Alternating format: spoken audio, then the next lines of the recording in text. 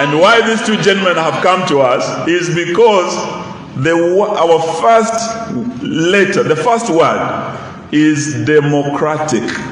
That is what we have fought for all these years, and that is what the chairman has said this party stands for. So may I take this opportunity to welcome my friend, my brother, SG Dr. Eseli Simi. Wapi makofi.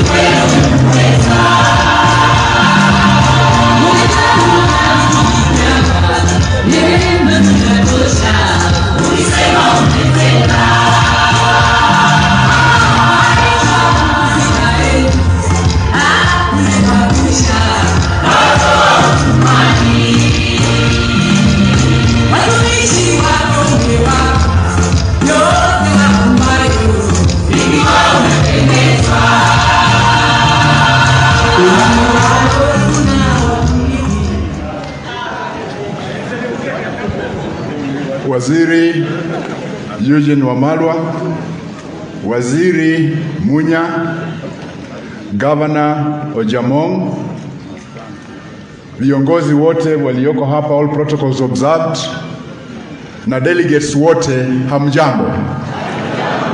Hamjambo tena.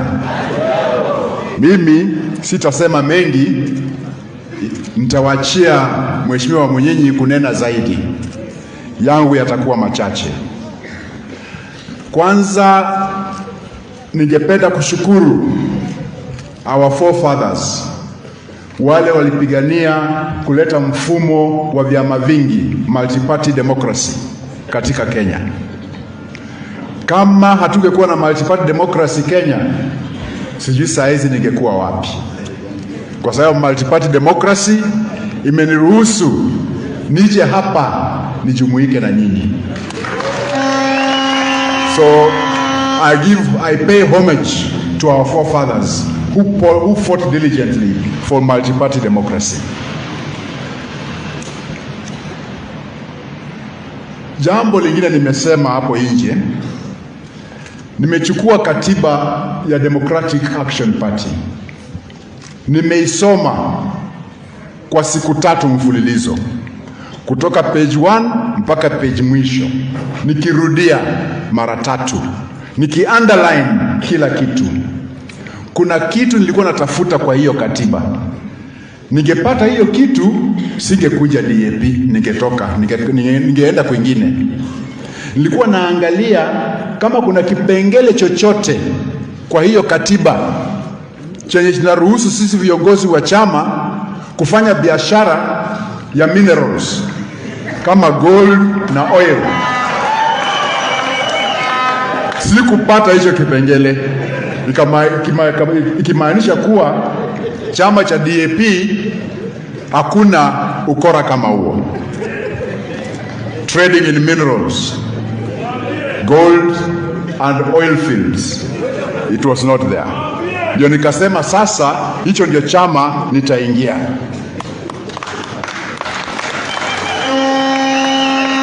Nilisema nitakuwa na machache sana.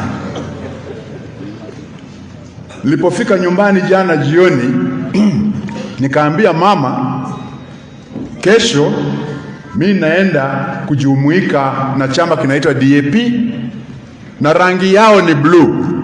Kweli niko na nguo yote ya blue. Leo asubuhi mama akanivisha hivi. Si hapo tumemaliza maneno? Kama mama amekubali na amenivisha hivi, si ni sawa? But I want to leave you with this. Politics is my business and my work is politics. Tuende kazi.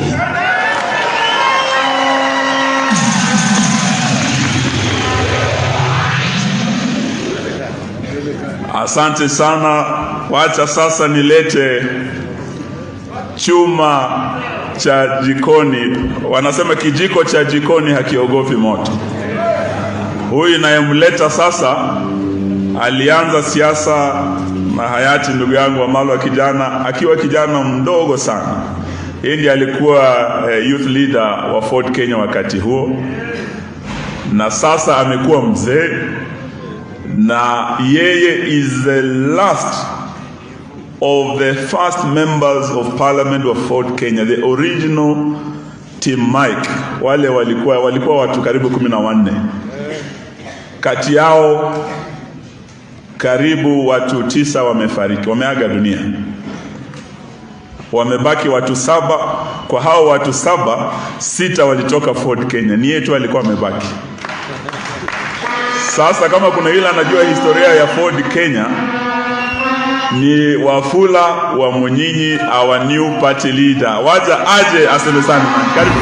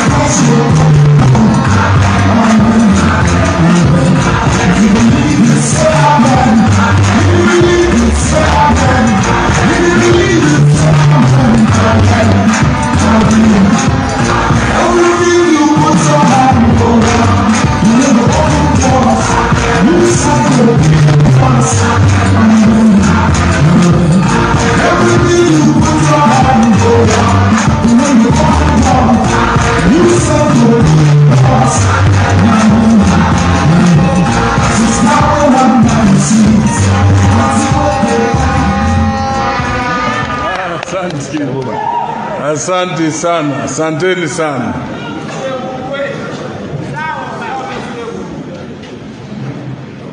Asante sana. Mheshimiwa Eugene Wamalwa, asante sana kwa hiyo fursa. Wageni wetu wakiwemo rafiki mkubwa Waziri Peter Munya, Gavana wa jimbo la Busia, mwenyeji Waziri Eugene Wamalwa mwenyewe, wabunge wenzangu, waheshimiwa wenzangu wote, delegates wa Democratic Alliance Party of Kenya wote, Democratic Action Party, hamjambo. Hamjambo tena. Harambe. Harambe. Asanteni sana. Kwanza kabisa nataka kutoa shukrani zangu kwenu nyinyi wote kwa kutukaribisha kwa hiki chama mpya, Democratic Action Party of Kenya. Na nataka kuambia sijatembea ama sijakuja peke yangu ama sijakuja na SG Dr. Seli peke yake, hapana. Nikiwaambia hii nataka nilete apology ya waheshimiwa watatu. Kwanza, Mheshimiwa Olago Aluoch ambaye ni mjumbe. Yeye yako pamoja na sisi, tumekuwa na yeye katika hiyo msukumano kwa Ford Kenya. Kuna apology pia ya Mheshimiwa Luande Oneko, pia anajiunga na sisi. Kuna apology ya Mheshimiwa mzee wetu Brudi na Bwera, anajiunga na sisi. Na pia hapa kuna members wale tulikuwa na wao katika Ford Kenya, wale wa National Executive Council, kuna machairman wa counties na officials wa chama, na hata leo tumekuja na wao. Na mimi nataka kuwaomba wote wale tumekuja pamoja tukihama Ford Kenya wasimame. Wale wako hapa.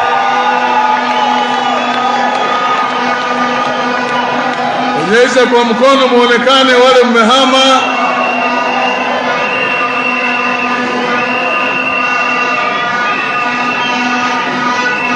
Asante sana, asante sana. Pia kuna members wa county assemblies wengi tumehama na wao.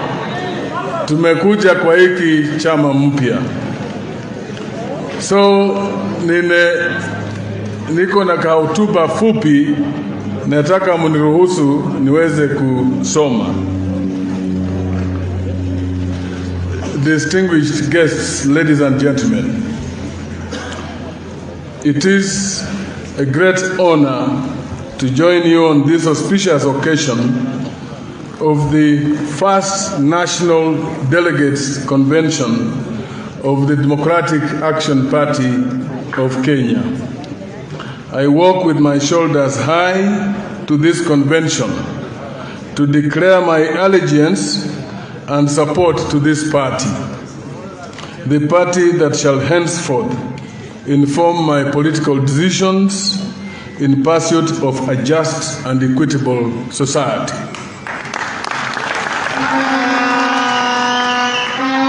As I join you today, I recall the tribulations that we have gone through in trying to reform Ford Kenya, a party that was created with a view to restoring democracy in Kenya, has become the face of impunity and suffocation of democratic space and ideals. Our stay in the Forum for the Restoration of Democracy was no longer tenable. As we move to the Democratic Action Party of Kenya, we carry the dream and vision of Ford Kenya with us. You can see with the members of Ford Kenya that we have moved with. It pains me, and it should pain you, that a progressive party such as Ford Kenya is now led by forces that frustrated the struggle for liberation, forces that supervised brutality against heroes of the Second Liberation, forces that undermined human rights in every aspect, all being the values for which Ford was formed. This should never happen again. At its formation, Ford Kenya did not anticipate that it would be hijacked and led by one of the Kanu operatives and Hawk, who are politically bred under a culture of democratic hostility. This state for integrity, high appetite for public funds and utilities including public land, both in Kenya and foreign missions, and unmitigated nepotism.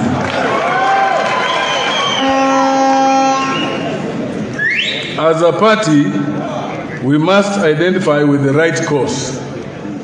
Our party chooses to associate with men and women who are committed to rooting out endemic corruption that continues to consume resources meant for our equitable development of our nation, resources that are meant to create more job opportunities for our young people, resources that would have otherwise supported sectors of our economy, such as agriculture sector, and more particularly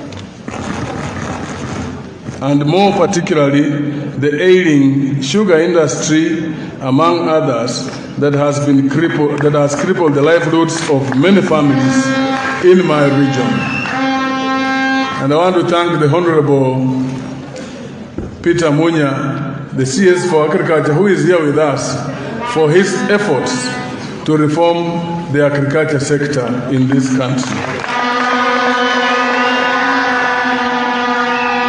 Ladies and gentlemen, the leadership of a party is instrumental in the governance of a nation.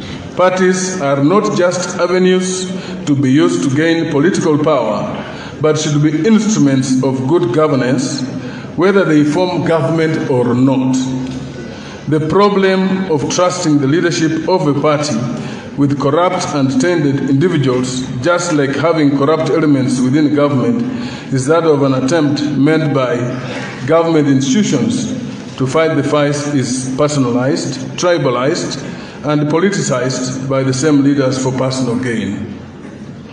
They have been the greatest impediment in the struggle against the vice under the leadership that you have elected. Our party pledges to partner with relevant institutions in the fight against corruption.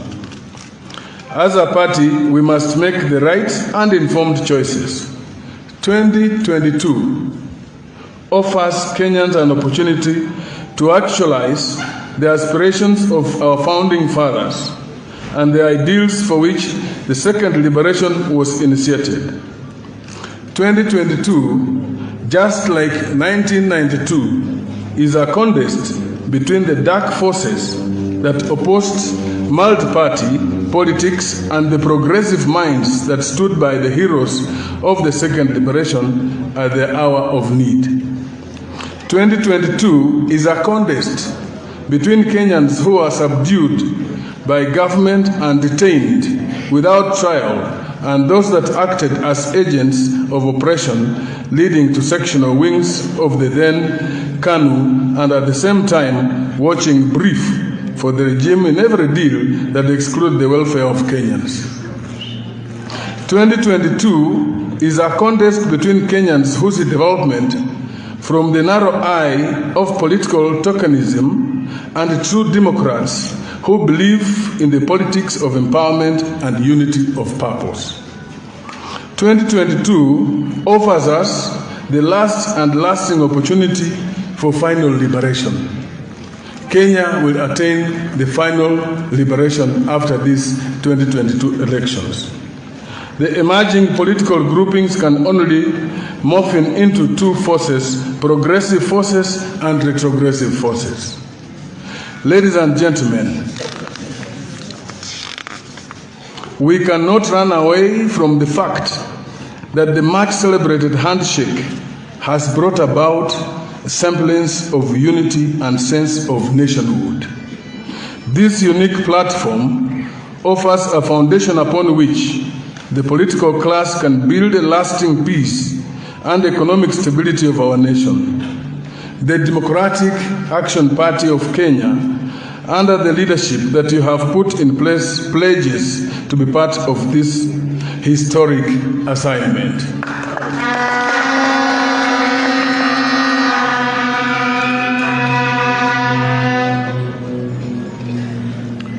I wish to point out and to make it known that the DAP, or the Democratic Action Party of Kenya, shall field candidates for all positions except for the position of president, and will support its candidates in their pursuit of leadership. We pledge, I underline this, we pledge a free and fair nomination.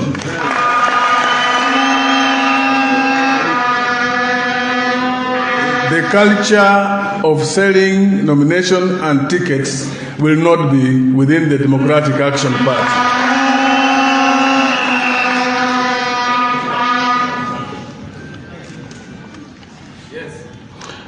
I therefore invite competitive candidates to join our party with an assurance that the best and popular candidates shall fly our party flag without greasing the hands of any party official, like it has happened before in other parties, which you know what I'm talking about.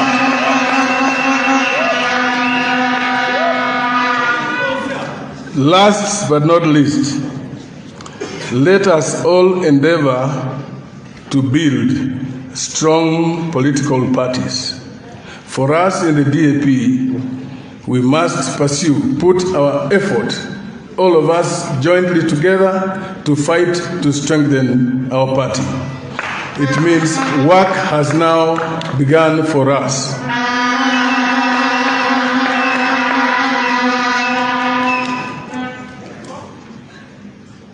As a member of the leadership, of the DAP, I devote every effort of my mind and spirit to fulfilling the aspirations of the Democratic Action Party.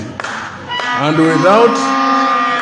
without reservations, do solemnly swear that I will faithfully execute the mandate of party leader, and that I shall protect,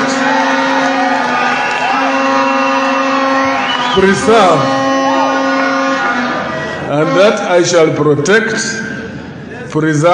and defend the Constitution of our party. So help me God.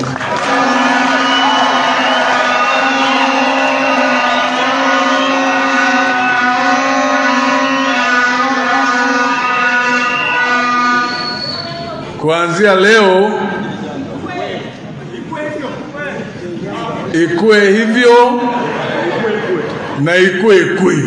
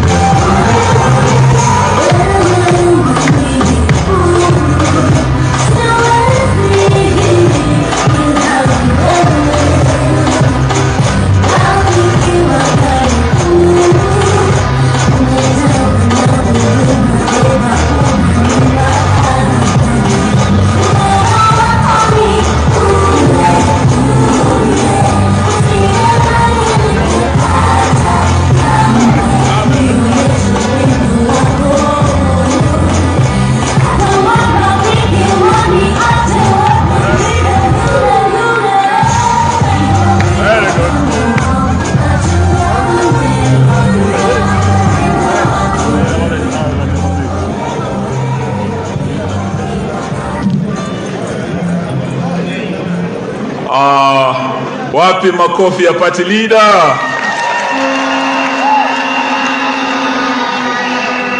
Anatosha hatoshi? Hebu nione mikono mnaosema party leader wetu mpya anatosha.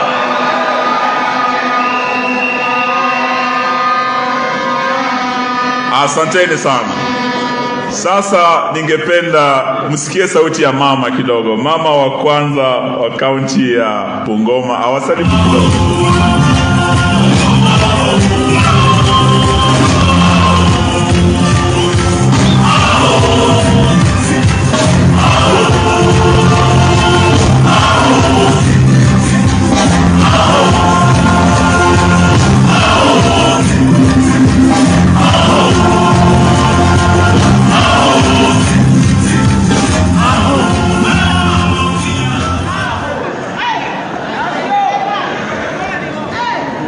Halo, wanachama DAP,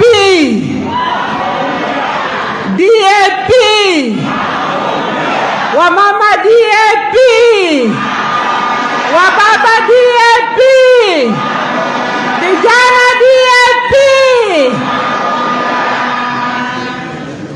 Mgeni wetu wa heshima, Mheshimiwa Peter Munya, Mheshimiwa Eugene Wamalwa, party leader wetu Mheshimiwa Wafula wa Mnyinyi, Secretary General wetu Mheshimiwa David Eseli Simiyu, waheshimiwa wote ambao mko hapa, NEC members na wanachama wa DAP, hamjambo.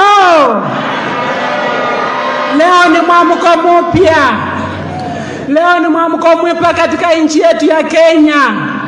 Sisi kama wamama wa Kenya tumefurahia mwamko mpya. Sisi tumeona nchi ya Kenya sasa inasonga mbele katika azimio la umoja, tukijua wamama tuko safe. Wamama muko? Ningependa kusema ya kwamba sisi tumefurahi kama wamama wa nchi ya Kenya, kama wamama wa DAP, ya kwamba tutaungana pamoja na viongozi wetu wa DAP na wananchi wa Kenya pamoja na wale ambao wana mawazo kama yetu, tushikane tusongeshe Kenya mbele. Tuko pamoja. Wamama tutasimama pamoja. DAP ndio chama cha wamama. Tutashikana tupate nafasi ndani ya chama cha DAP. Tuko pamoja gangari na tunaungana, na nashukuru Waziri Eugene Wamalwa, umbali huu umetembea pamoja na viongozi na watu wa Kenya. Tunasema Mungu akubariki, akuinue, na mawazo ambayo uko nayo kwa nchi ya Kenya, wakati utafika nasi tutafurahi ukisimama hapa kwa cheo ambayo tutakubaliana Mungu amekupea. Kwa hayo machache, na watakia delegates wote, watu wa Bungoma, watu wa Trans Nzoia, watu wa counties zote za Kenya. Mnajua hata 2022 inakuja, mama county wa Bungoma ndio huyu mama Reginalda na Humicha Wanyonyi. Tutaungana pamoja, tushikane mikono pamoja, tuende tuongeleshe wenzetu ambao hawako pamoja nasi, wakuja tushikane. DAP ni chama cha amani, ni chama cha upendo, ni chama cha kushikana mikono. Kama ni kulia tulie pamoja, kufurahi tufurahi pamoja. Kwa hayo machache, Mungu awabariki, abariki DAP. Tumesikia sauti ya mama, sasa tunaenda Wajia kule kaskazini mwa Kenya. Mheshimiwa Osman, karibu. Hamjambo. Hamjambo wanachama wa DAP. Mmepokea salamu ya Wajia? Mimi nilikuwa nafanya kazi na Waziri Wamalwa, na nilijua kwamba kuanzia 2002 waziri hakwenda kando na serikali. Nikaangalia vizuri, kasema hii ndio ile chama inatufaa sisi kama watu wa Wajia.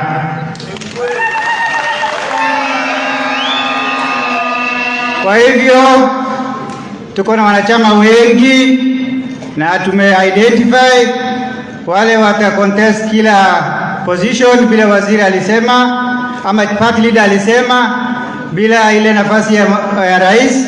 Tutakuwa na positions zingine zote ambao tutakuwa na ugombeaji kutoka county ya Wajia, na tunahakikisha kwamba tukiongezwa na officials yetu ya party na Mheshimiwa Wamalwa pia, tutakuwa kwa serikali ujao. Asanteni.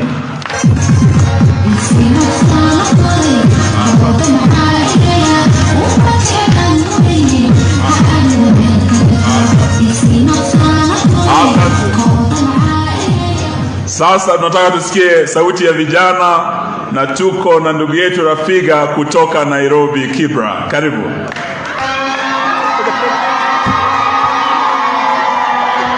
Asante sana Waziri Eugene Wamalwa, Gavana Ojamong, Waziri Munya, na wageni wetu wote siku ya leo. Hamjambo. DAP. Siwasikii jamaa. DAP. DAP. Mimi niko hapa nawakilisha vijana wa Nairobi, na vijana wote wako ndani ya DAP. Ile siasa ya vote and regret every after 5 years tunasema no, au sio? Ni hayo tu kwa sasa, gari ni DAP. Asanteni. Asante DJ. Sasa tusikie, si tumesikia kutoka kwa kijana, tunataka tusikie kutoka kwa mzee wetu ambaye kwa taaluma yeye ni daktari wa wanyama, lakini Mungu amembariki siku hizi yeye ni daktari wa vyama. Yeye ndio alileta Mheshimiwa Mwai Kibaki Wamalwa na Bi Charity Ngilu kuunda NAK yeye ndio aliunda hiyo safina kama Noa wa Biblia. Yeye tena aliunda ile safina ya PNU, ikaunda serikali ya pili. Yeye na Mheshimiwa Kiraitu ndio walikuwa co-chairs waliounda hii Jubilee iliyoko sasa. Sasa yeye akiwa hapa, si mnajua mko katika safina nzuri inayoenda kwa serikali? Mungependa kumsikia Mheshimiwa Noah Mahalang'ang'a Wekesa.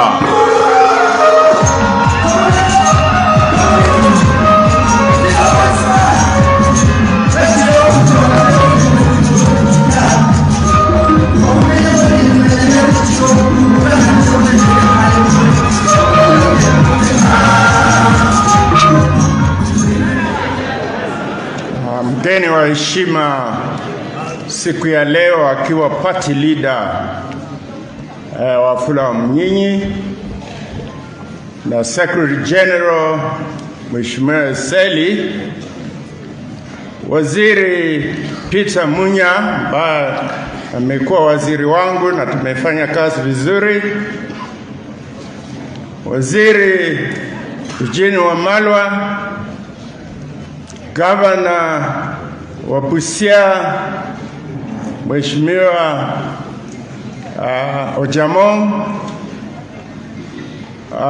viongozi wengine kwa ajili ya saa sitawataja, lakini kabisa MCAs 50 ambao wako na sisi siku ya leo, delegates wote ambao mmefika kwa mkutano huu, mabibi na mabwana, hamjambo. Hamjambo tena. Chama kipya cha DAP Kenya kimenifurahisha sana mpaka mimi nikajiuzulu kutoka kwa Jubilee ambayo mimi mwenyewe niliunda na nikaingia kwa chama hiki. Istoshe, nataka kuchukua taka mbili nisungumuze juu ya uongozi wa vyama, kwa sababu mimi ni mzee na nimefanya kazi ya vyama tangu 2002 mpaka leo. Nataka congratulate rafiki yangu Wafula Mnyinyi. Mheshimiwa, sijui kama unakumbuka ya kwamba kwa mkutano ambayo ulifanyika sijui nyumba gani hapo Bungoma, mimi niliandamana na marehemu Vice President Wamalwa, tukaja na yeye alikuja na nguvu sana, na yeye anajua ni sababu gani alikuja na nguvu.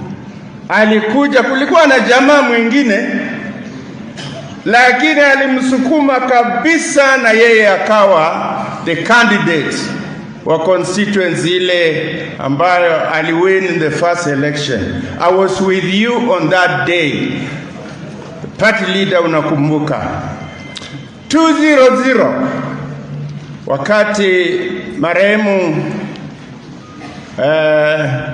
captain amekufa. Watu wa kwanza waliniuliza nirudi tena niwe kiongozi wao, na kampeni mkubwa sana ambaye alikuja kunisaidia, na ukiangalia uso yake amekwaruzwa, ana alama kwa uso yake. Hiyo alama alipata mahali inaitwa Kobos, watu wakampiga, damu ikamwagika juu yangu. Kwa hivyo nataka kukuhakikishia party leader ya kwamba wewe, tumefanya kazi na wewe miaka hii yote, I'll give you 100% support. Lakini msiwe na wasiwasi juu ya DAP. Mimi nafikiri ya kwamba DAP ni chama cha leo na ni chama cha future. And if we want to make it the party of the future, we must do elections of officials 90 days after the general election of 2022. Why do I say that? Kwa sababu vyama vingi siku hizi vinaundwa kwa ajili ya election ya kesho. After election ya kesho, vyama vingi vinaenda kulala mpaka another 5 years. Mimi kama mzee, singependa chama cha DAP kiwe chama kama hicho. Tulikuwa tumesema kwa Jubilee na Kiraitu ya kwamba 90 days after general election we go for grassroots election ya chama cha Jubilee. That was never done, and you can see what is happening now.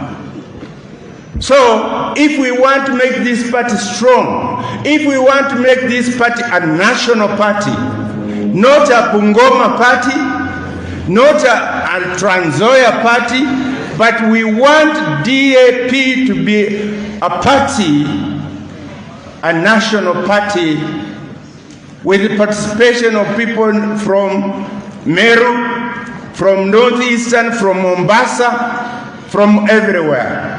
We have to have elections. We have to have structures of the party ingrained in this party called DAP. Hiyo nilisema mpaka niseme siku ya leo, ili nyinyi vijana ambao mna nia nzuri sana kuwa viongozi wa Kenya, ya kwamba tujue ya kwamba the party must belong to the people. Watu wale mama mboga wa nyumbani na bodaboda na wale wazee na wale vijana ambao mmewacha nyumbani, wawe ndio wanachagua leaders wa chama. If you do that, mtakuwa kama ile chama ambayo iko South Africa, ambayo ina nguvu sana. Neno la pili, na mnisamee kwa sababu mimi ni mzee. I don't think there's anybody who is older than me here. Mnipatie nafasi niseme mambo yangu, lakini msinipikie kelele, naweza kuanguka hapa saa hii.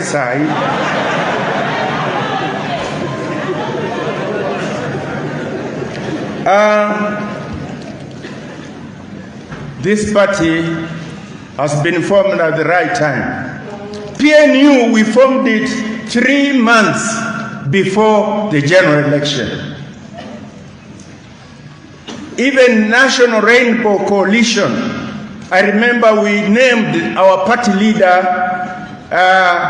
3 months before election. But we have now 7 months to go. We can actually get a lot of members joining this party if we have proper leadership, which I know we are going to have. So do not worry that we are forming the party late in the day. We are looking forward to joining other parties na kwa ile azimio la vyama ambao Mheshimiwa Raila Odinga alituambia akiwa Trans Nzoia. So we hope that this party will sit at the table where other parties that want to form government will be sitting. That way we'll make sure that our interests are taken care of. Neno la mwisho. Mimi, I think somebody owes me an apology. Mimi niliambiwa nitakuwa party leader wa chama hiki. I did not galvant in Western saying I'm a party leader. I was asked. Now that person who asked me to be party leader, tumie ka apology kidogo. Kwa sababu mimi ni mzee, singetaka to galvant and pretend.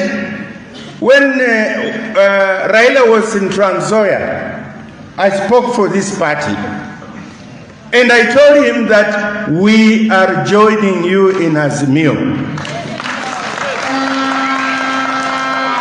I was requested to go to Webuye at the National Executive Committee imekaa huko, lazima ukuje, daktari lazima ukuje. I had to leave what I was doing to go there. Na wale ambao walikuwa huko wakasema, kutoka leo wewe ni party leader. So was it a neck meeting? I don't know what it was. The journey of 1,000 kilometers starts with the first step. So I want some apology. Not that I want to be in competitive politics. Mimi nimeretire. Mimi nataka sio kuharibu, nasema ukweli. Nasema ukweli. Mimi nataka niwe karibu sana na chama hiki, ili mkitaka advice yoyote, mimi niko tayari kupeana advice hiyo. Lakini nakubali ya kwamba I was an interim party leader up to today. So from today, my party leader is none other than Wamunyi. But I want an apology. Kwa hayo mengi, nasema asante kunipatia nafasi kuzungumza. Murudi nyumbani. Drivers, be careful. Kuna accidents nyingi. I hope you can go back to where you came from in peace. And we hope that the next election will play a major role. Kwa hayo mengi nasema asante.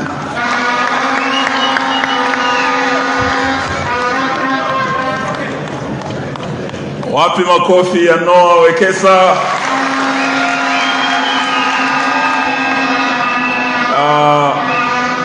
Mheshimiwa Noah Wekesa, nimenongonezewa na SG ya kwamba indeed you deserve an apology for being the shortest serving acting party leader. But also to let you know that they have reassigned you to greater duties to lead this party as per the last resolution, to engage with other like-minded parties towards forming the coalition at the next government. Sababu mukiwa hapa niwaambie muna bahati kama ya mtende. Na huyu daktari wa vyama ndio sasa atatumwa atafute Peter Munya na PNU. Sababu yeye ndiye aliunda PNU. Atafute Kiraitu na Mbasi. Atafute upya na wale wengine. Yeye ndiye atakarabati hiyo maneno mpaka tuunde serikali ijayo. Munampa hiyo ruhusa? So tunashukuru sana mzee wetu, na sasa kwa heshima nataka nimwalike His Excellency Governor Sospeter Ojamong. Huyo ni gavana wa jimbo la Busia. Asante sana Your Excellency for coming.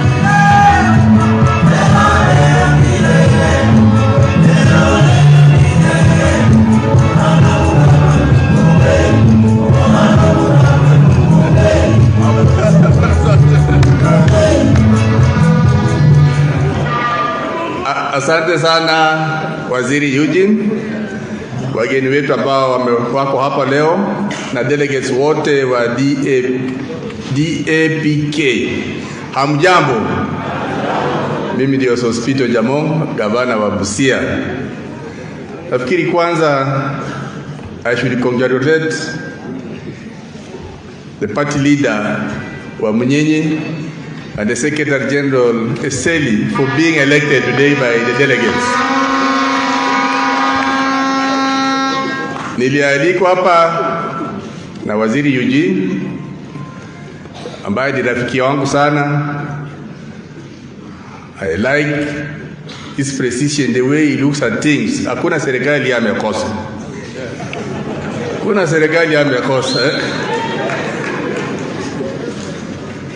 Na nimeona hapa there is hope here.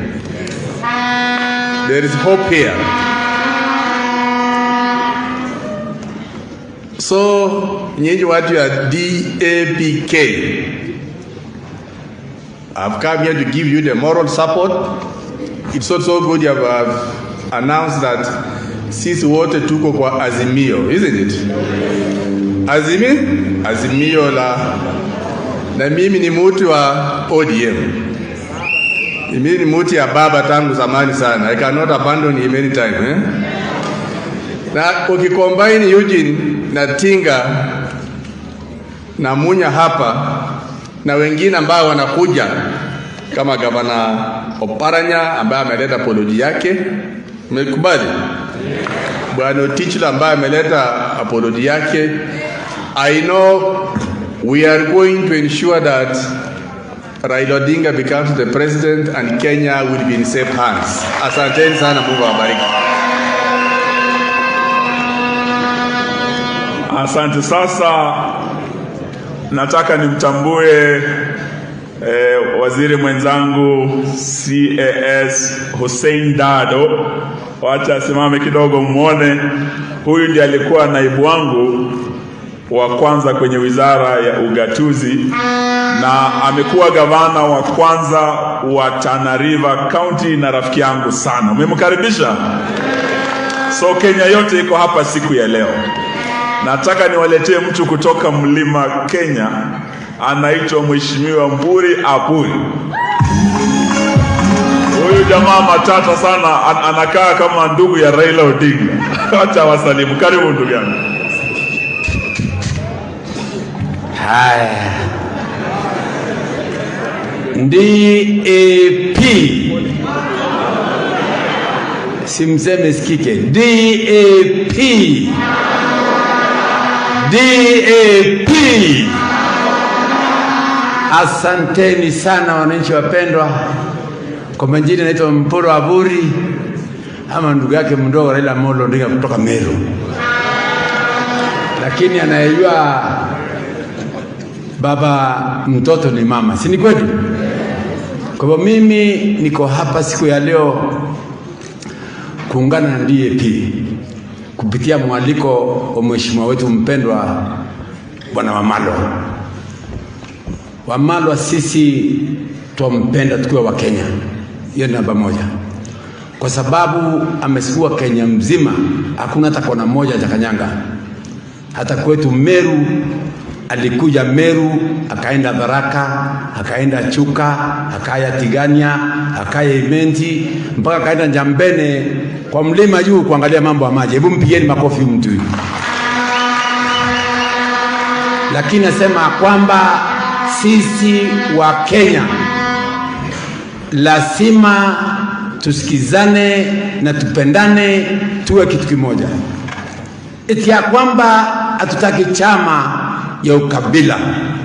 Tunataka chama ya Wakenya, ya kwamba ni chama ya kuunganisha Mkenya.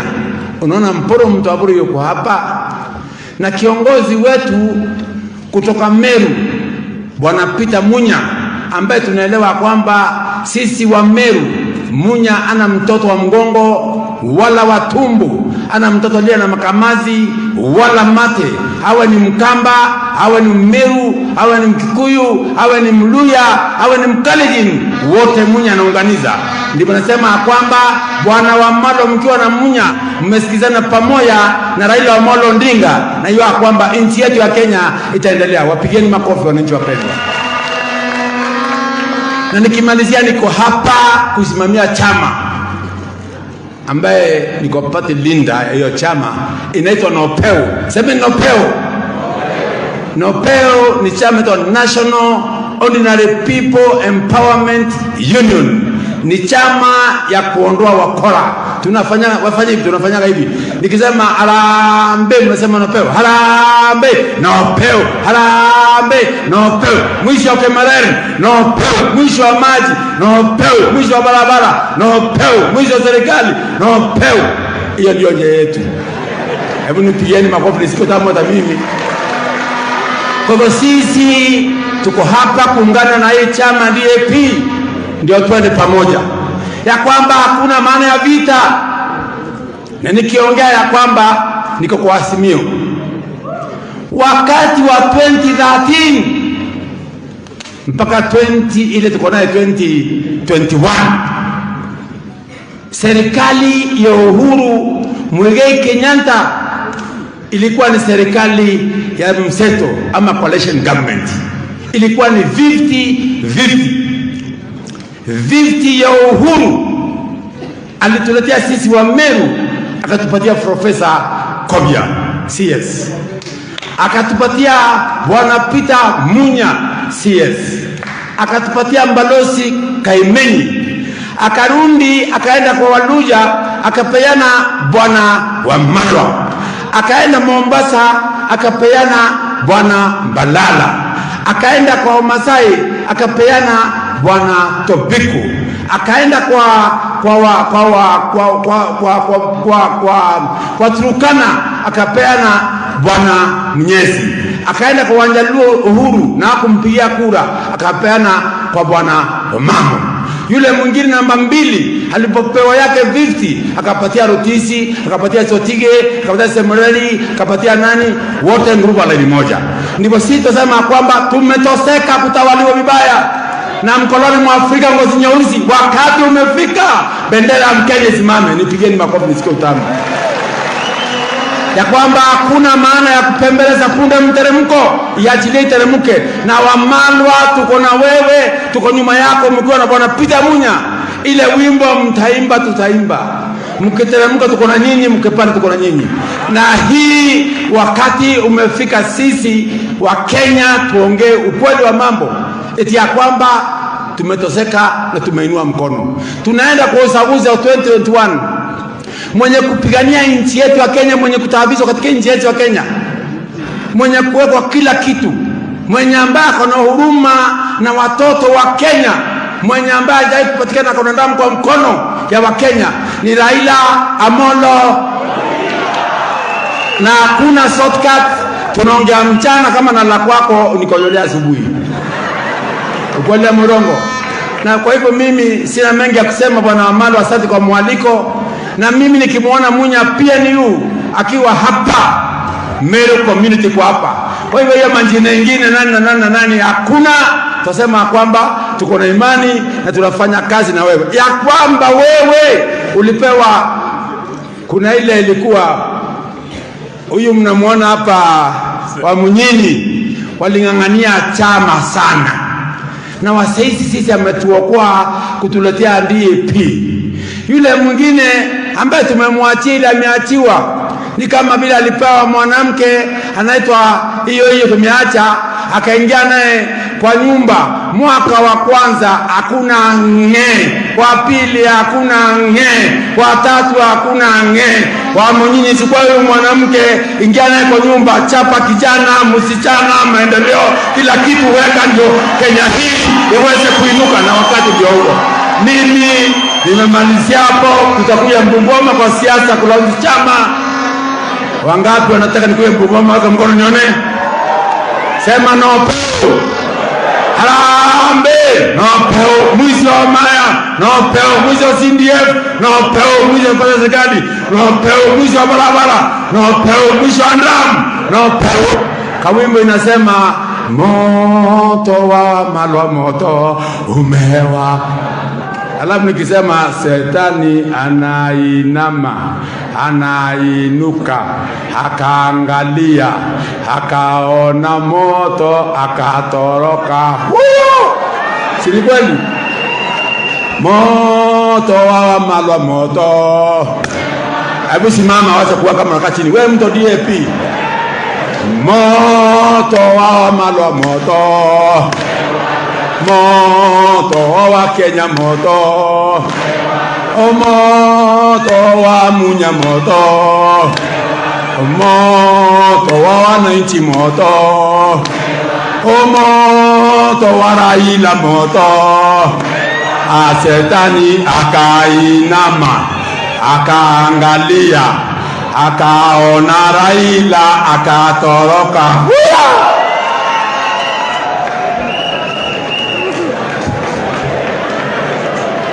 Asante sana. Sasa kabla hatujamleta Mheshimiwa Waziri Munya, nitaomba spika wetu Joshua Werunga aje mbele atambue waheshimiwa MCS wetu walio hapa. Bwana Spika, karibu tafadhali.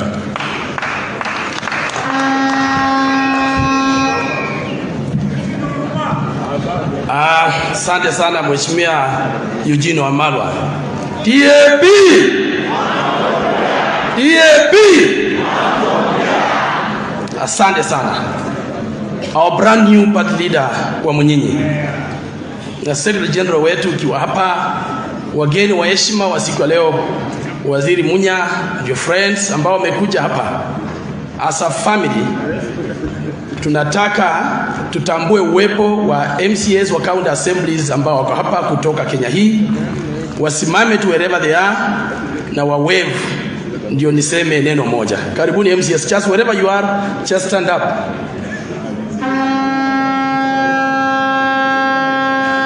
Asanteni sana waheshimiwa, to have found your time kukuja hapa siku ya leo kujiunga na sisi as you prepare to renew your new mandate kutumia chama kipya cha DAP.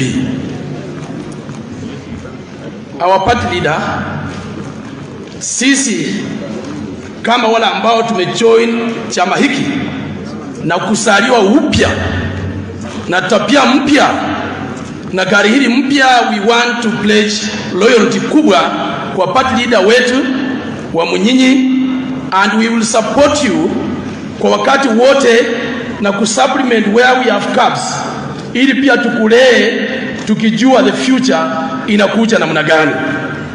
Hiki chama tunataka tukilee vizuri. Mheshimiwa Eugene, this is the vehicle. Tunataka tutengeneze gari hili tukifahamu tunaenda wapi. Wa Munyinyi na wenzako wote hapa, tukumbuke watu wetu walitoka wapi na where they want to go. Eugene Wamalwa, wewe ni mbegu yetu. Tunataka tukusaidie and to preserve you.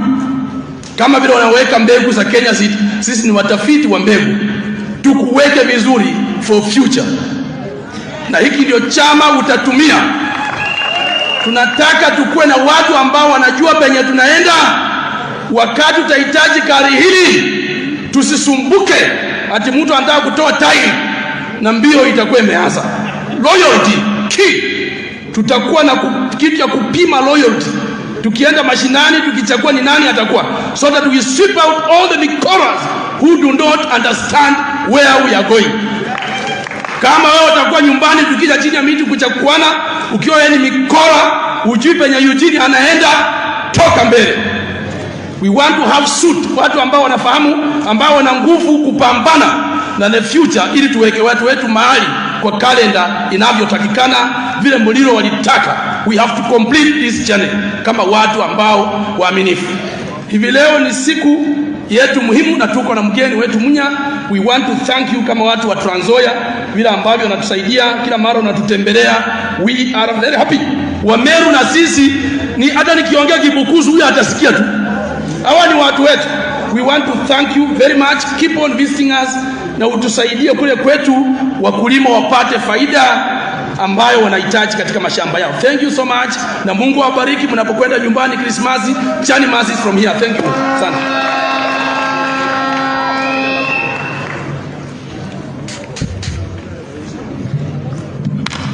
Sasa nafikiri tutasimama kidogo, tupige makofi, tumkaribishe mgeni wetu Waziri Peter Munya. All right.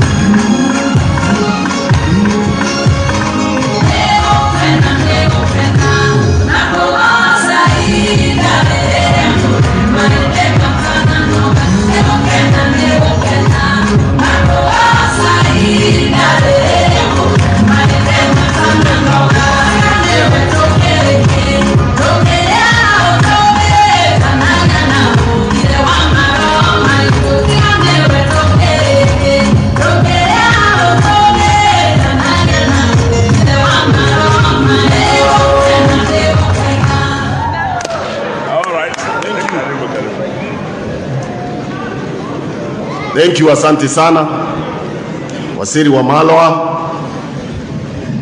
ndugu yangu na rafiki yangu, party leader wa Munyinyi na Secretary General Dr. Ezeli na delegates wote, mzee wetu hapa Noah, delegates wote wa chama mpya ya Democratic Action Party.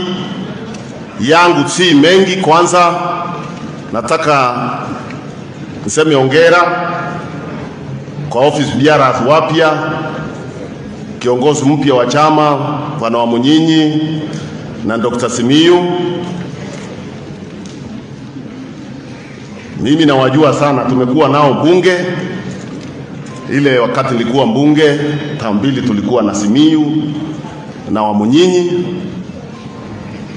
na najua sababu tulikuwa naye kwa kamati za bunge, na mjua ni mtu ambaye straightforward leader, na mimi namuelewa vile ameeleza kwamba yeye anataka kukaa pande ya demokrasia, hataki kukaa na wale watu wamehusika kwa mambo yale ya zamani ambao tunajua. Kwa hivyo leo ni siku nzuri, nataka nichoe shukrani kwake kwa kuchukua ushukani wa chama hii, na mimi najua ataendesha hichi chama vizuri. Track record yake inajulikana kutoka wakati wa Mike mpaka sasa. Akona very good track record. I am sure he's going to lead this party very well. Kwa hivyo duty yangu kama gesi wa siku ya leo ni shukrani kwa viongozi wapya na nyinyi nyote delegates ambao mmeunga chama hii mpya mkono. Ya pili, pia nitoe shukrani tena kwenu kwa kubali kuingia kwa azimio la umoja. Hiyo imenifurahisha. Kwa hivyo tuko pamoja sote, kwa sababu hata sisi tuko kwa azimio. Azimio la umoja, unajua imetokana na ile handshake ya President Uhuru Kenyatta na Raila Amolo Odinga. Na hiyo handshake haingekuwa ya bure, ilileta amani, ikastabilize Kenya, tukaweza kuendelea mbele na maendeleo. Na kama ilifanya hivyo, kwa nini situipeleke mbele? Situipeleke mbele, tuipeleke mbele, tuunde serikali mpya, tuwe tunaongozwa na Raila Amolo Odinga. Kenya iwe moja, si ndio? Kwa nini tuwe na Kenya iko divided?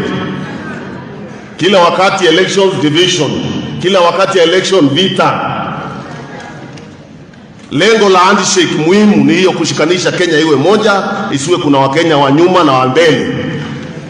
Tuwe real citizens with equal rights. Na Mheshimiwa Raila hiyo ndiye amepigania miaka mingi, si ndio? Amepigania demokrasia, apigania ung'atuzi tukaupata.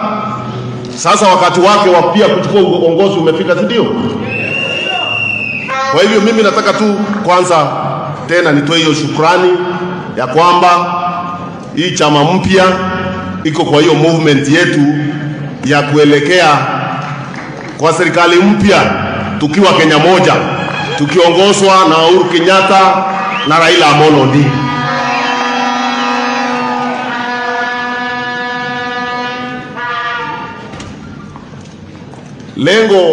Malengo ya vyama, mnajua lengo ya chama ni kufanya nini?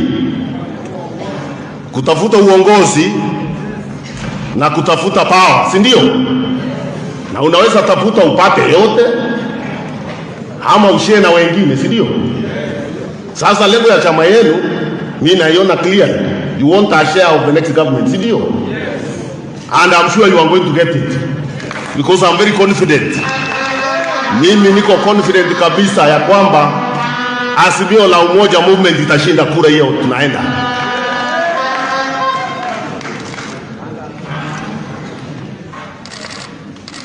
Kwa hivyo tujipange na tuanze kutafuta kuongeza kura ndio itoshe, si ndio? Yenda Western wapi, nimeona hata watu wajia wako hapa. Nashukuru, tushikane pamoja zote tuweze kuhakikisha kura ya mwaka ujao tumeshinda, na mimi I'm very sure tutashinda hiyo kura.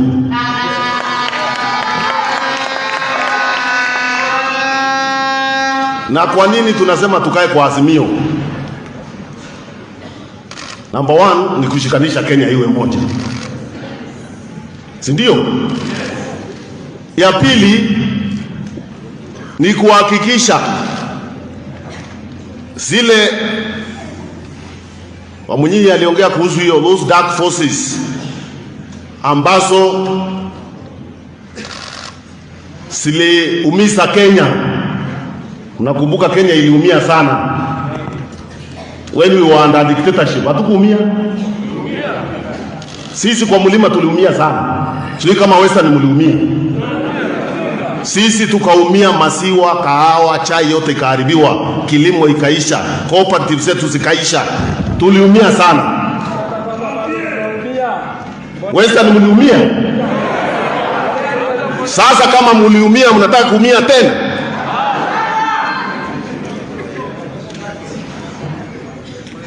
Kwa hivyo kura ya kesho tena, mwaka huu tunaenda, ni kuhakikisha those dark forces asijarudi kwa uongozi. Tunaona zimeanza kushikana, na ni vizuri washikane pande hiyo. Washikane pande hiyo, si ndio? Na sisi tushikane pande hii. Tuhakikishe hizo dark forces ambazo zilitumiza miaka mingi asijarudi uongozini. Kwa hivyo tofauti zetu sisi ambao tuko kwa Azimio na wale wengine wako pande ile, tofauti zetu ni ideological, si ndio? Sisi we believe in democracy, we believe in diversity, we believe in accommodation, we believe in tolerance, we believe in inclusion. Wale wengine tunajua what they believe in. Walituonyesha 1992 what they believe in. Walikuwa vijana, tunajaribu kubadilisha Kenya, hao ndio walikuwa wanajaribu kuhakikisha dictatorship imeendelea. Si mnakumbuka kama mmesahau? Na ndio sababu wanakaa wakisema tuseme historia. Kila mkutano wanatuambia tuseme historia. Because ukisema historia utawakumbusha, si ndio? Hawataki kukumbushwa mambo yao. Ndio wanasema hapana, historia tueleze yale utafanya. Ni yapi utafanya bila historia? Mtu akizaliwa leo Kesho mambo yake ni historia, ndio? Siku ile alizaliwa itakuwa history. Sasa how can you talk about life without talking about history?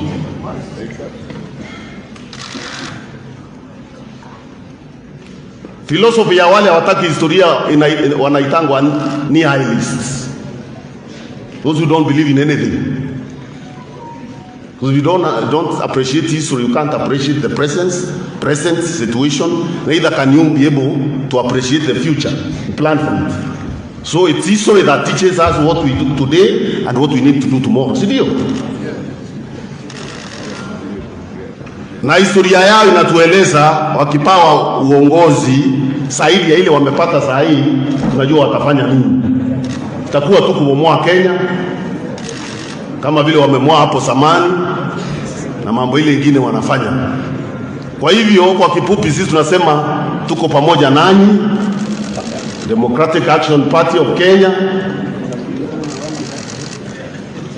Na mimi napenda hiyo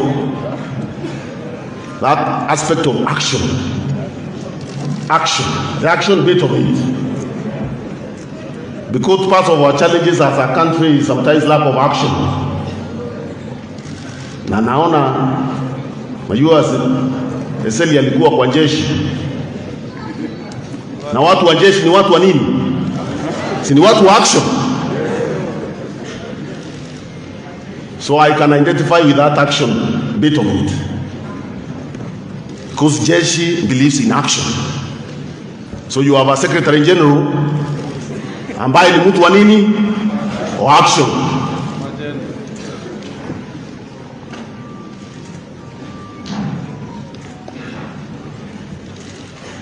Ni mtu wa action. And what we need in this country as we work together in the Azimio movement is action, acting on many of the challenges that we are facing as a country. Ni kama singesema ile kazi pia tumefanya kwa agriculture pamoja na bwana wa Munyinyi. Mnajua sheria saa hii tumepitisha ile sheria ya sukari, na architect wa hiyo sheria is none other than Mheshimiwa Munyinyi. Mnajua hiyo sheria imepita already National Assembly, na saa hii nafikiri inamaliziwa na Senate, na hiyo sheria itatusaidia sana to turn around the sugar sector. Most of the proposals that were made by the task force na zingine tumeweka hapo. Hiyo sheria itatusaidia sana kubadilisha sekta hiyo ya sukari, wakulima waweze kupata nafuu. I know there is a lot of stories. Tunasikia watu wakisema sekta ya sukari is not viable, sijui mashamba ni mandogo, sijui nini. Mimi nimeingia kwa hiyo wizara na nikajua the sector is viable. People can make money from sugar farming. Tukimalizana na hii mambo ya ufisadi ile yuko huko na dominance ya watu kadhaa kidogo huko, tukistreamline kwa sheria mpya,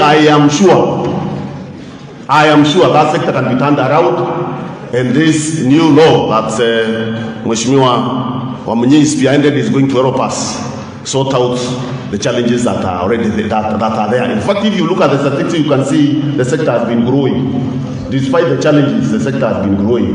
Kitasama kwa, because statistics don't lie. If you look at the statistics, you will see the growth. The agriculture has been driven by tea and even sugar. It has been growing despite the challenges we have there. So with the new law, I am sure we will be able to turn around this sector and revive the economy of Western Kenya that depends on that very, very, very critical sector. Na najua Azimio tutasema zile points Raila alisema, revival ya agriculture, at the center of that revival of agriculture, the sugar sector is at the center of it. Kwa hivyo mimi sina mengi zaidi ya hayo. Najua mimi naona Jua mkaa pande hii ya Western mnaambiwa huko mlima, tuko wapi, sijui wapi. Msidanganywe na mtu. Mimi nawaeleza tu, mimi najua natoka huko. Msidanganywe na mtu yeyote. Watu wa mlima saa hii wote wanarudi kwa Raila Amolo Odinga. Wote. And by the time we are voting in August, mtashangaa. Watu watashangaa, wale wanafikiria sasa wao ndio wenye mlima. Tunaelewana? Kwa hivyo msiwe na wasiwasi na msiweko wasiwasi. Kaeni hapo tuko, tuende pamoja tuweze kuelekea kule tunaenda.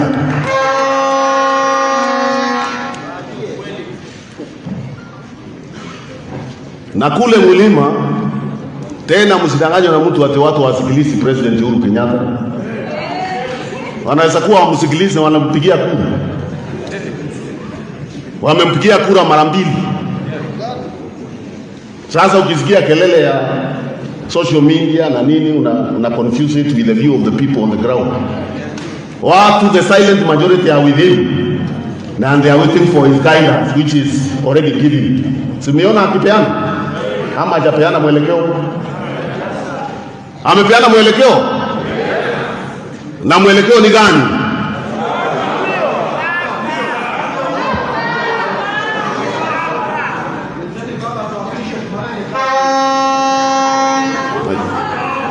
Najua baba anasema alikuwa anaenda Canaan. Akafika kwa maji mahali akakuta nini?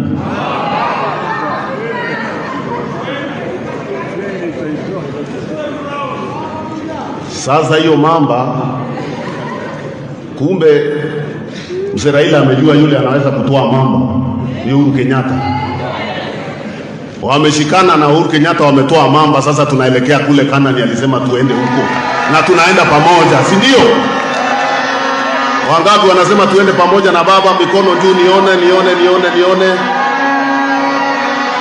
Hata watu wa mlima wanaona Western mko hapa. Kwa hivyo tunashikana pamoja tuende huko. And I know come next year after elections, nyinyi mtakuwa katikati ya serikali mpya ambayo inaongozwa na baba, na hawa viongozi wengine pia watakuwa hapo. Asanteni sana, Mungu awabariki.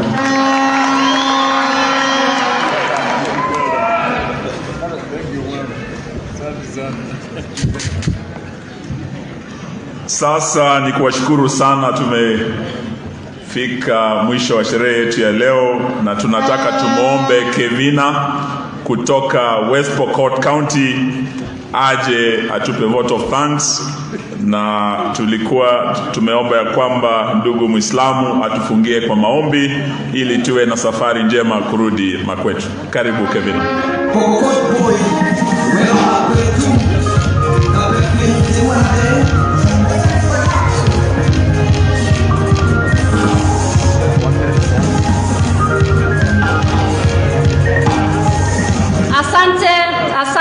Asante.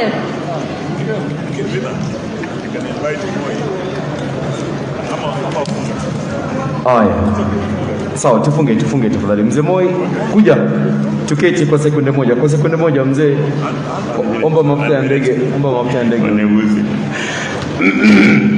Basi, first of all nataka kusema kwamba asanteni kwa kufika nyote katika shughuli ya DAP, na mimi nataka kuambia Mheshimiwa Munyinyi pamoja na Iseli kwamba Biblia inasema mlango hii ikifungwa ingine inafunguliwa.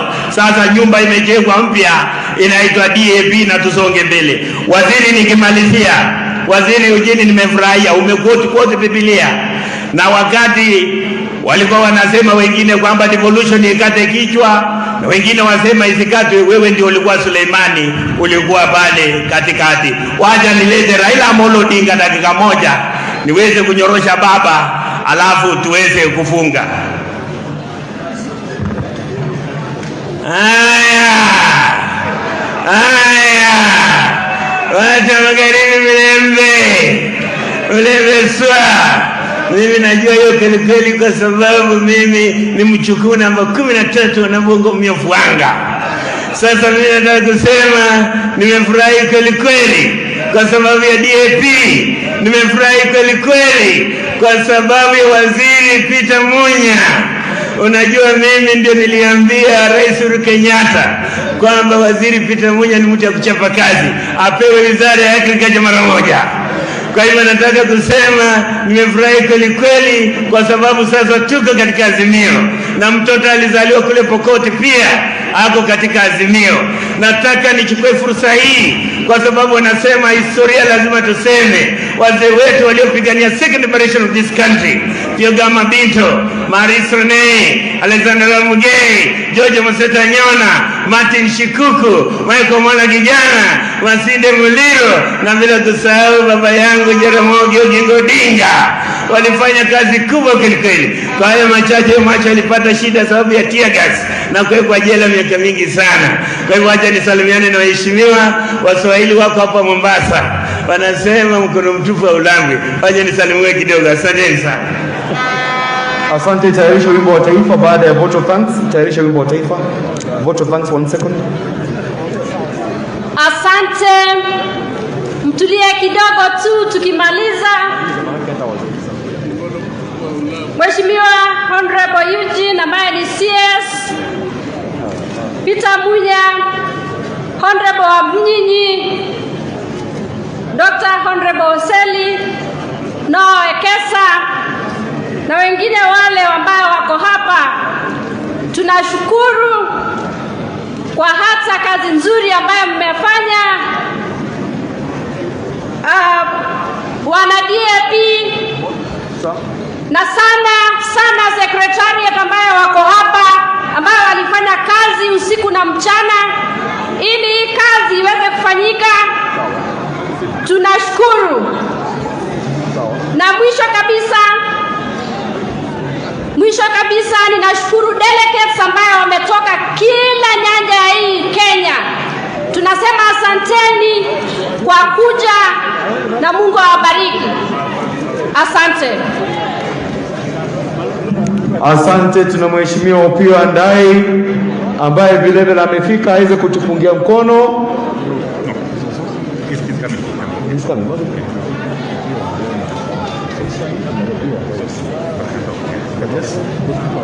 Mheshimiwa Opiyo Andai kwa dakika. Waziri Mheshimiwa Odinga Mbalwa, Waziri Mheshimiwa Peter Munya, waheshimiwa ambao wako hapa na delegates wote wa DAP Kenya. I come here in my capacity as the Secretary for Political Affairs of ODM, and I have come specifically to pass a message of goodwill from His Excellency Raila Odinga. His Excellency Raila Odinga and ODM, and indeed the entire Azimio la Umoja fraternity are with you. He wishes you well. As you know, we must continue to work in partnership for us to be able to realize the third and hopefully final liberation of this country. May God bless you. Thank you very much. Asante. Tusimame kwa wimbo wa taifa, alafu maombi baadaye. Wimbo wa taifa. Ngoja.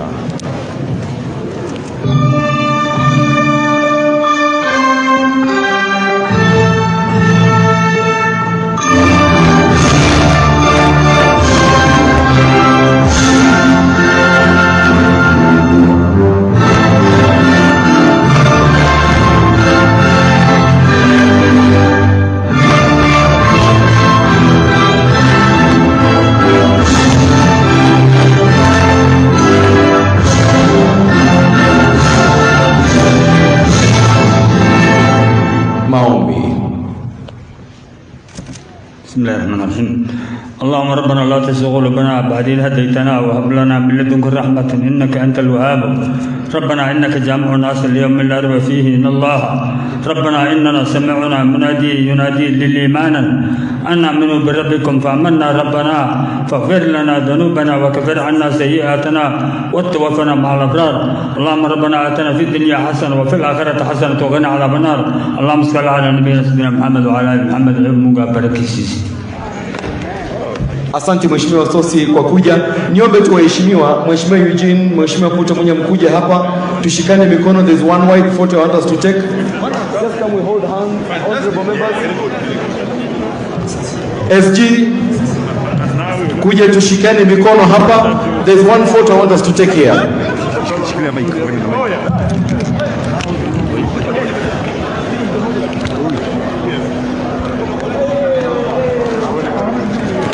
Nataka kwa kauli moja waheshimiwa, we want to take one file photo, so I want us to hold in a order of precedence in our security. Mheshimiwa Sosi, thank you for coming. Mheshimiwa Opio Ndai, ningependa tushikane mikono kwa pamoja so that we take that photo. Please, camera, are we ready for that file photo? Are we ready?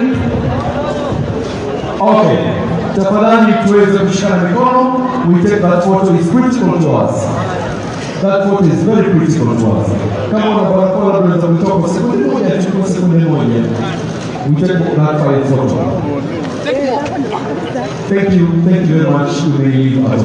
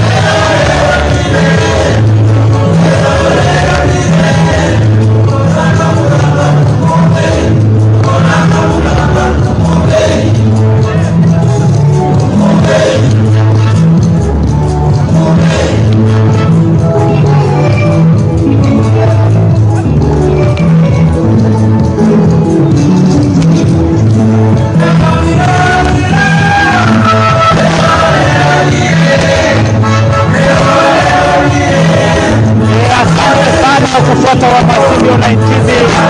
Hivyo ndivyo mambo yamekuwa hapa katika ukumbi wa Bomas, na nawashukuru wote kwa kufuata Wamasivyo na TV, the number one online TV from Kenya.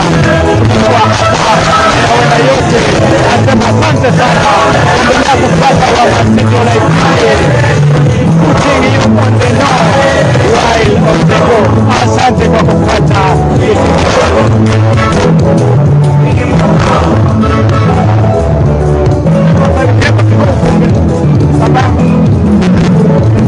Mwambie wa Malwa, mwambie wa Malwa, mwambie wa Mnyinyi, mwambie wa Mnyinyi, sema Iseli, sema Iseli, sema Murunga, sema Murunga, sema Reginalda, sema Reginalda, sema Wambola, sema Ujamoo, wote hao, asante, sema Nwawekeza.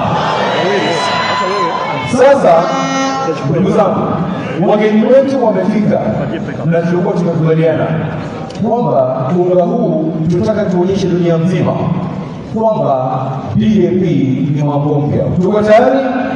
Tuna bendera zetu. Waandishi wa habari, nataka muone sasa moja.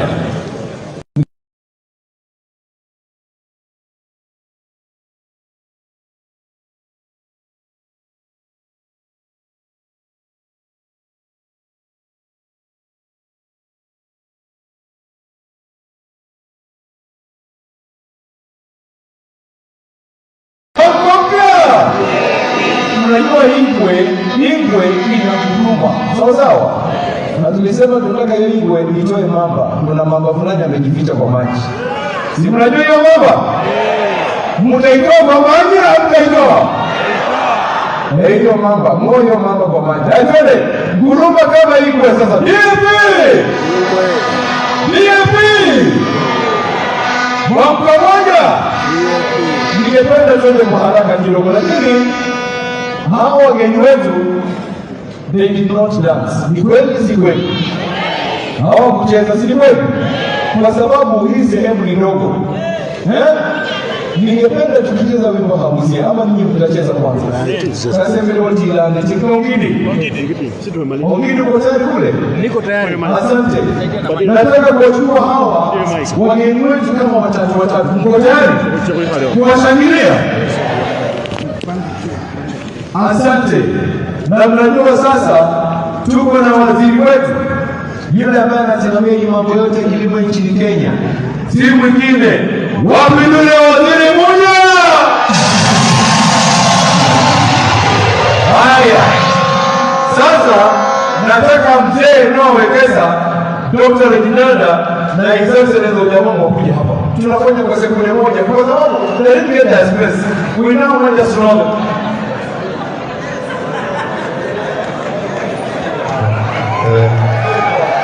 Haya mzee hapa Dr. Odinga. Haya na Excellency Odinga tunafanya kwa haraka sana. Ogili, twende kazi. Twende jamani. Haya, watazame hao watatu. Mzee wa tatu.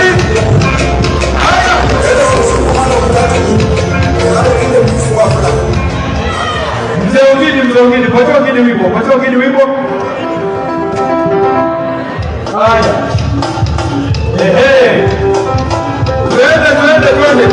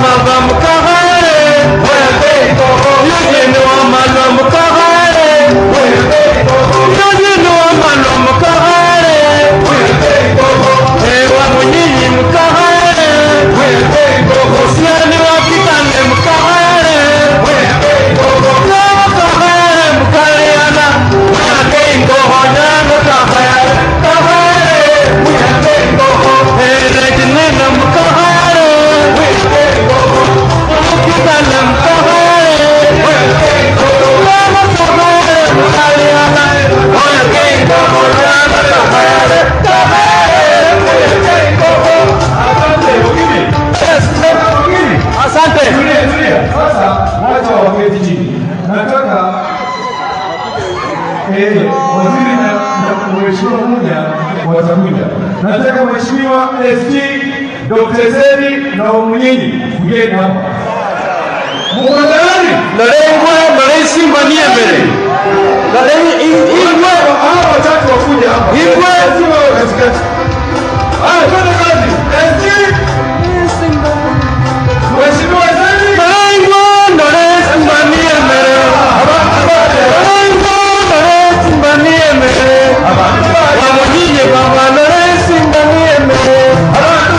Nalengwa malezi mbanie mbele. Nalengwa malezi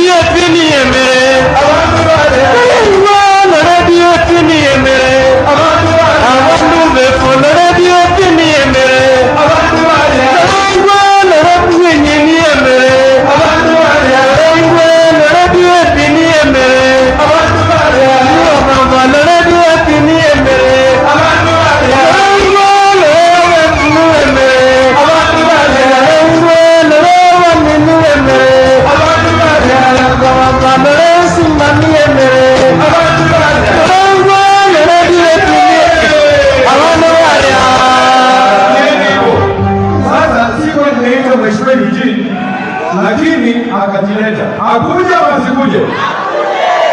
Mheshimiwa Eugene akuja asikuje? Akuje. Mheshimiwa Eugene na Mheshimiwa Munya. Wawili peke yao. Alafu kinadada mkutanishe all ladies you're coming here. Because I'm also using this for pictorial. Haya. Mheshimiwa Eugene kwa haraka sana. Kwa haraka sana. Alandire. Mheshimiwa Eugene na Mheshimiwa Munya. Haya. Alandire. Twende kazi.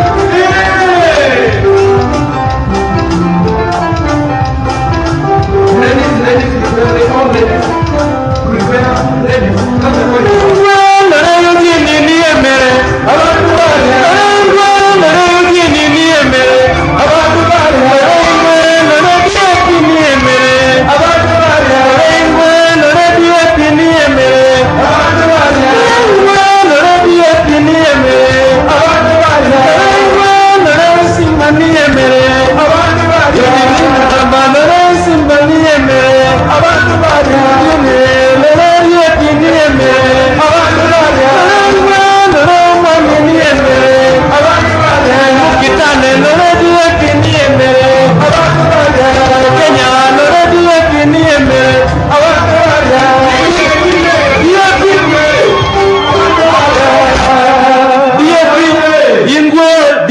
Haya, kwa mwisho sasa. Resolution, the ladies now the final one that will for resolutions. Na tumalize. Wakwane. Haya. Kila dada sasa. Wakwane. Kila dada wapi? Tunaheshimiwa msia ni atikujeni hapa. FCS ni atikujeni. Sima iko na wakwane. Sima iko na wakwane. Sima iko na wakwane. Sima iko na wakwane. Sima iko na wakwane. Sima iko na wakwane. Sima iko na wakwane. Sima iko na wakwane. Iko na wakwane. Sima iko na wakwane. Iko na wakwane. Sima iko na wakwane. Iko na wakwane. Sima iko na wakwane. Iko na wakwane mama. Sima iko na wakwane. Sima iko na wakwane. Sima iko na wakwane. Iko na wakwane. Sima iko na wakwane. Iko na wakwane. Sima iko na wakwane. Iko na wakwane mama. Sima iko na wakwane. Mama iko na wakwane. Sima iko na wakwane. Sima iko na wakwane. Sima iko na wakwane. Mama iko na wakwane. Sima iko na wakwane. Iko na wakwane mama. Asante sana. Asante. Wananchi watukufu, ningependa twende kwa haraka kidogo kwa sababu wageni wetu wana hafla nyingine, lakini tufanye kwa kauli yetu mara ya mwisho. Kauli mbiu ni mwamko mpya. Haya, twende kwa pamoja. DAP! Nataka sauti ndugu zangu, nataka sauti. Tunamalizia kiongozi na alika maua. Haya, DAP! DAP! Mwamko mpya! Mwamko mpya! Asante. Vile vile sasa kuna Henry, kuna Alibi, wanamuziki kutoka pwani na kutoka magharibi ambao watakuwa wanatutumbuiza. Lakini kwa sasa ningependa kumuita Masanja aje hapa, katibu atupitishe kwenye resolution, halafu hafla ndio inaandika mkoko kwa heshima. Maestro.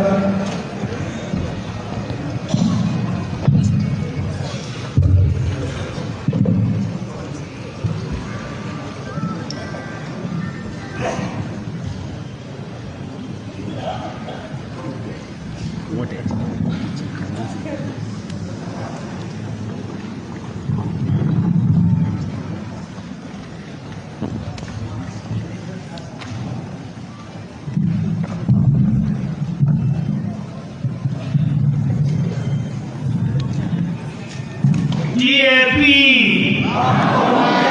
DAP!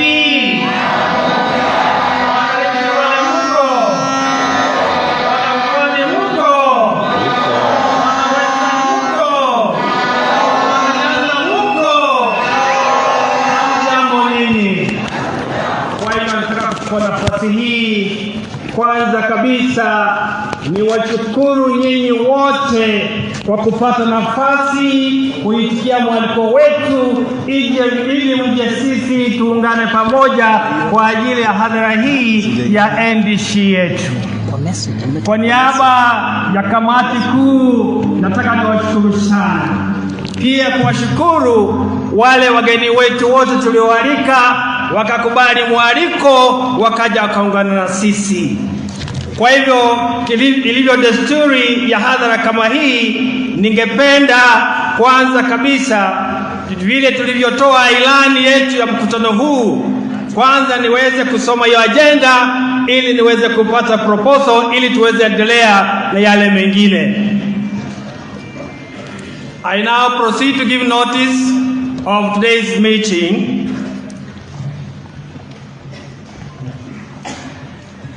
Pengine kabla sijasoma haya ningetaka tu kuuliza kama wenzangu wa National Executive Committee wako just to stand briefly.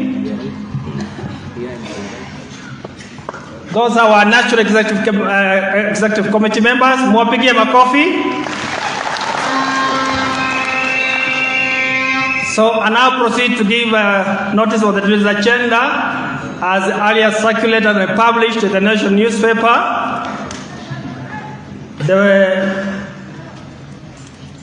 I now proceed to give that notice that the NDC convenes today, 14th December 2021, and that the following agendas to be considered: consideration and adoption of National Executive Council meeting resolutions, consideration and adoption of National Executive Council resolutions, ratification and the party constitution amendment thereon, election and confirmation of national officials. Naweza kupata a proposal for the adoption of the committee agenda. What's your name? Bernard Wakamala was a proposal to adopt the agenda. Can I get a seconder? ID number 20. ID number 20. Thank you very much. Can I have a proposal? Seconder, sorry. Beatrice Mingi. Inayofuata sasa kulingana na mujibu wa sheria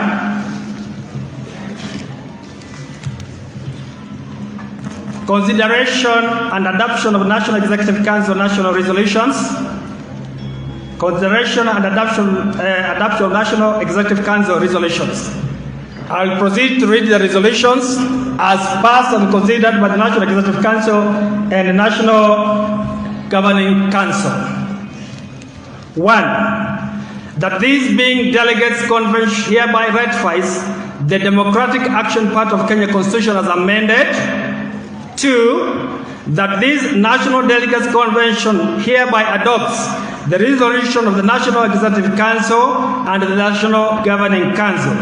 3. That this National Delegates Convention, having adopted Resolution number 1 and 2, above effecting the changes of the party and the leadership structure, hereby confirms Honorable Afula Munyinyi and Honorable Seli as party leader and National Secretary General designate.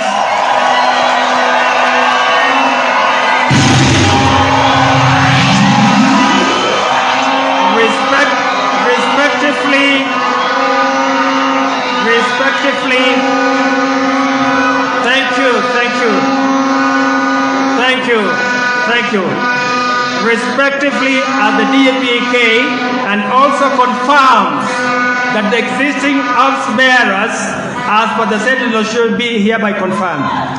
That this National Delegates Convention resolves and directs the National Governing Council and National Executive Council to proceed and fill the remaining party leadership positions as per the amended constitution. 5. That the National Delegates Convention further resolves and authorizes the party leadership to engage with Azimio La Umoja movement with a view of forming a coalition and government like-minded. Thank you. Those are the resolutions.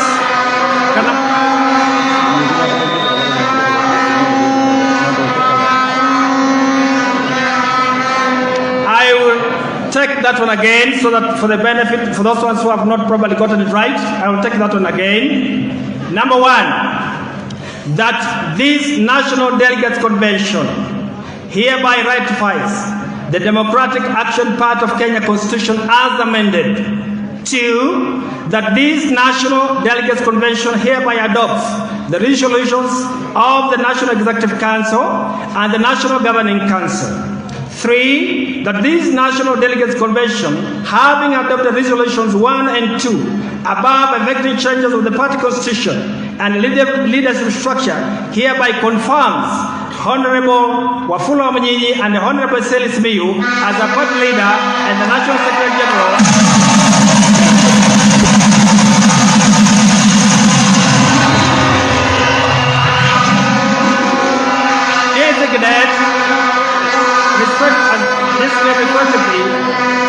The Dap-K and also confirms the existing office bearers as per the said resolutions. 4, that this National Delegates Convention resolves and directs the National Governing Council and National Executive Council to proceed and fill the remaining party position as per the amended Constitution. 5, that the National Delegates Convention further resolves and authorizes the party leadership to engage with Azimio la Umoja movement with a view to forming a political and investing manifesto.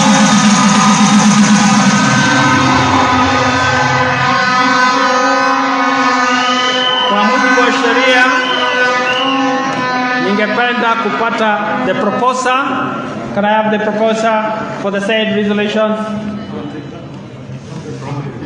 From the public. On the left, can we have a mic there? Sema jina na sehemu unayotoka. Martin Masibo Matthews.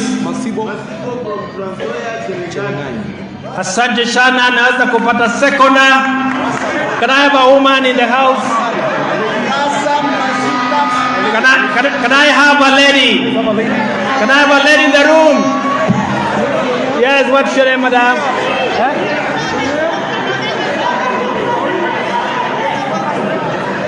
Mama Elizabeth Adini Apopo from Busia County. Asante sana. Asante sana. Kwa hivyo mtachukua nafasi hii kuomba mwenyekiti aweze kutoa hotuba yake ya ufunguzi. Thank you very much.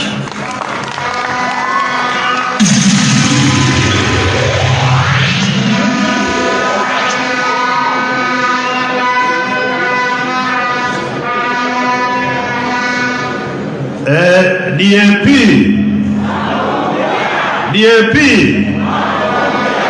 Mwamko mpya. Asante sana wana DAP. Huyu anayekuja kuzungumza ni chairman wa Democratic Action Party. Majina yangu ni David Mchele.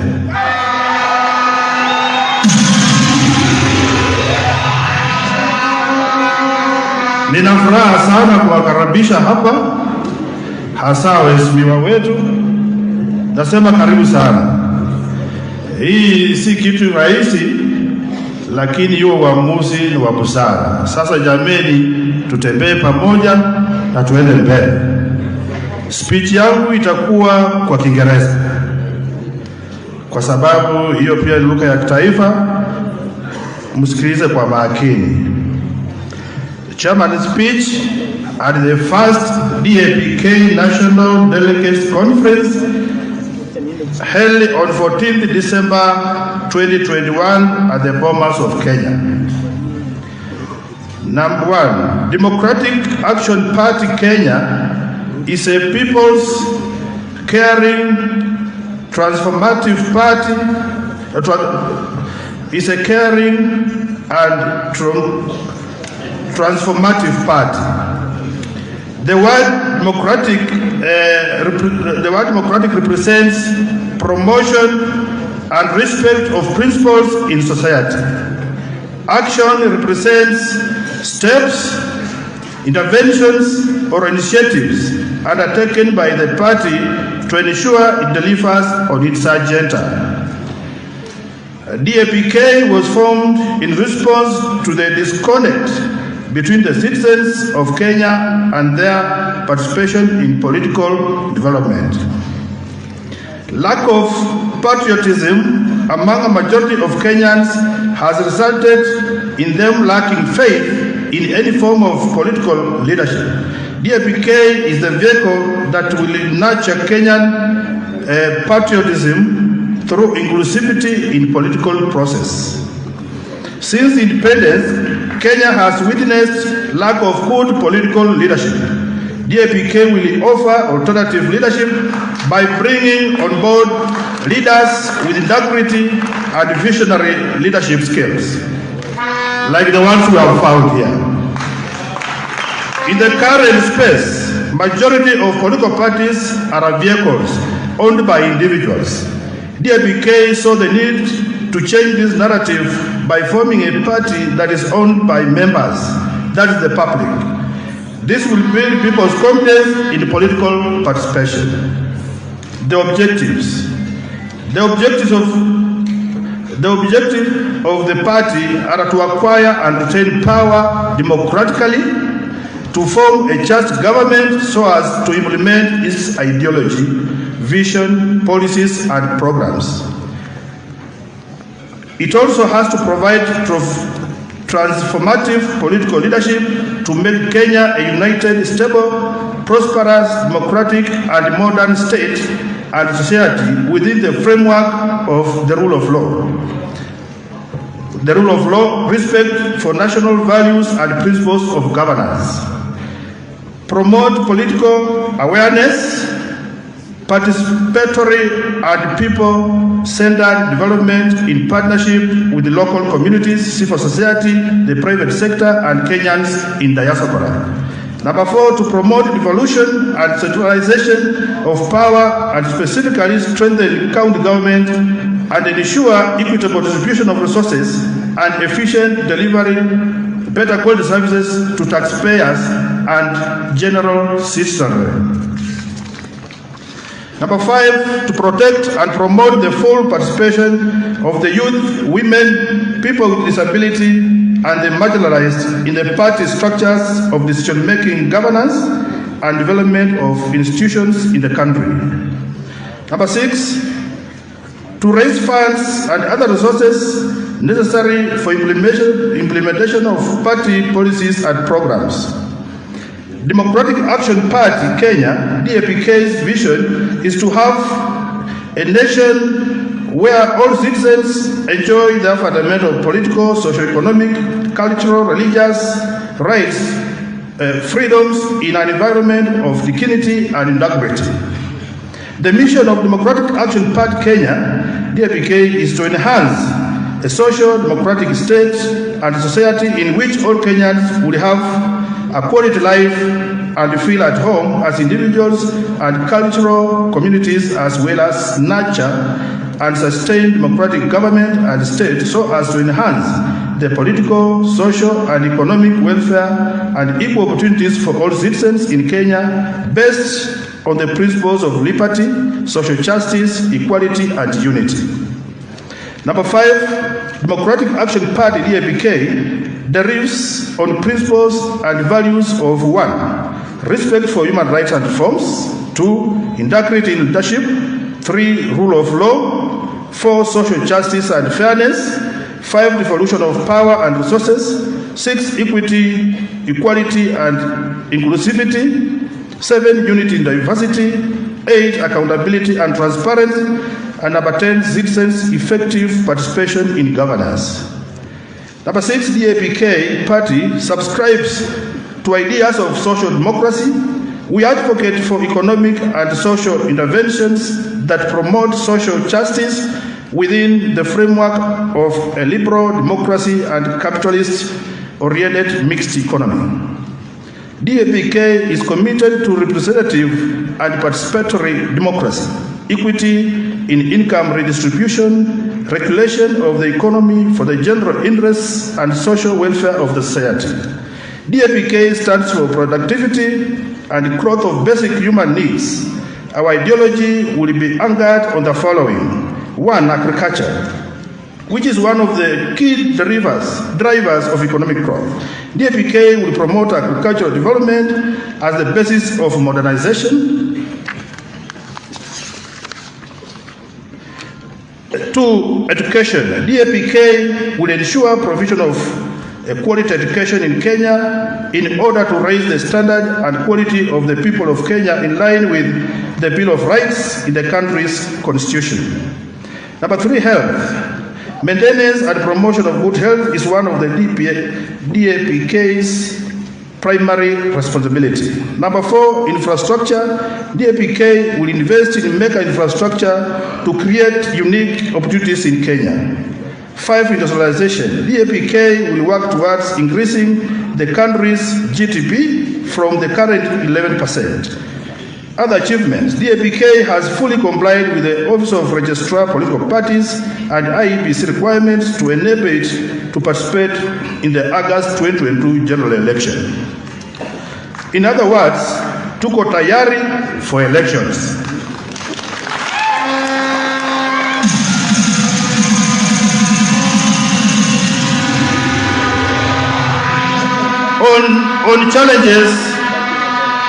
On challenges, Dap-K major challenge has been the current restrictions imposed by COVID-19, making accessibility to most counties a challenge. This slowed down the process of party membership recruitment, organizing, sensitization, and training. Today, as Dap-K holds its first NDC, I urge members to ratify and adopt the decisions made by the governing body of the party NEC and the National Governing Council. This will enable the party to effectively carry out its planned activities, ensure proper governance of the party, and fulfill its mandate. Thank you very much. That is the chairman's speech, and I just want to say thank you for coming. Thank you for adopting whatever resolutions from the DAP National Governing Council. We say tushikane, tusukume hii gurudumu mbele pamoja. And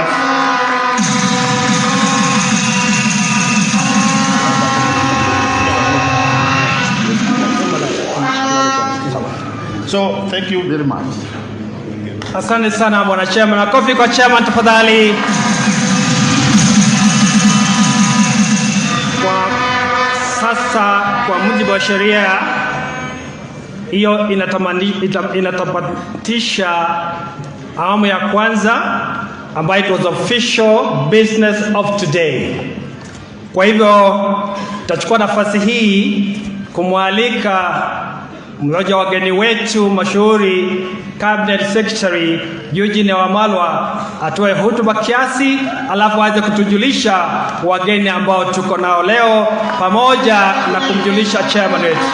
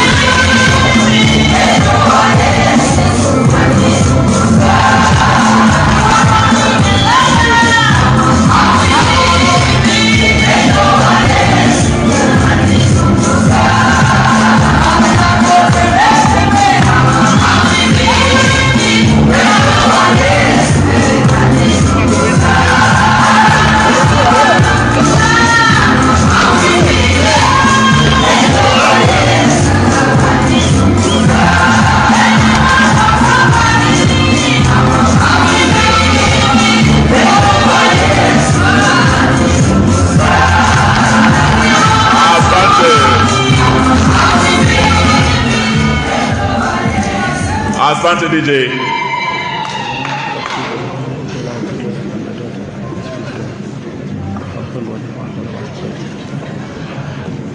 Asante sana. nimesikia the new slogan ya the new party, na nataka tujaribu kidogo tukisema harambe tusikie harambe. Mbona sisikii sauti? Kina mama peke yao. Kina mama mko? Kina mama hai. Harambe. Okay, tusikie wanaume sasa. Harambe. Hao ndio wenyewe. Asante sana. Kwanza ni washukuru sana nyote mliofika, wajumbe wetu kutoka sehemu mbalimbali za taifa letu kwenye ukumbi huu wa kihistoria. Na nishukuru sana wale wageni wetu wametutembelea, akiwemo ndugu yangu Mheshimiwa Peter Munya, waziri wa kilimo.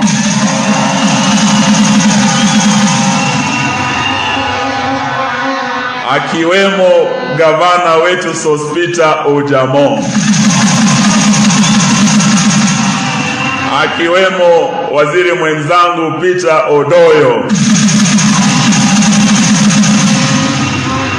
Akiwemo mzee wetu Mheshimiwa Waziri Noah Wekesa.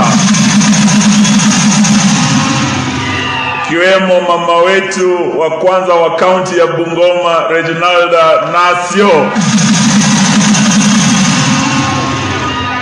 Akiwemo mheshimiwa aliyekuwa mbunge wa Webuye Joash wa Mang'oli. Akiwemo aliyekuwa mbunge wa Kimilili Suleiman Murunga. Akiwemo spika wetu wa Trans Nzoia County Assembly Joshua Werunga. Wakiwemo waheshimiwa MCA zaidi ya 50 walio hapa, karibu sana.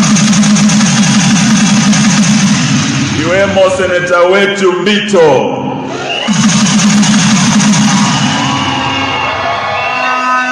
Wakiwemo our new party leader Athanas Wafula wa Munyinyi.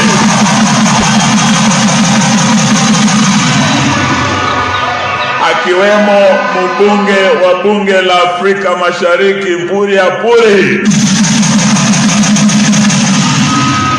Akiwemo SG wetu Bwana Daktari David Eseli Simiyu. And may I say he's one of the best Secretary Generals in the Republic of Kenya. Akiwemo rafiki yangu sana David Muchele, our chairman, na SG wetu. Kuna wageni wengi wako hapa, lakini sababu ya muda tutawataja wote. Night Mbingi akiwa pale, na tukiwa na rafiki yangu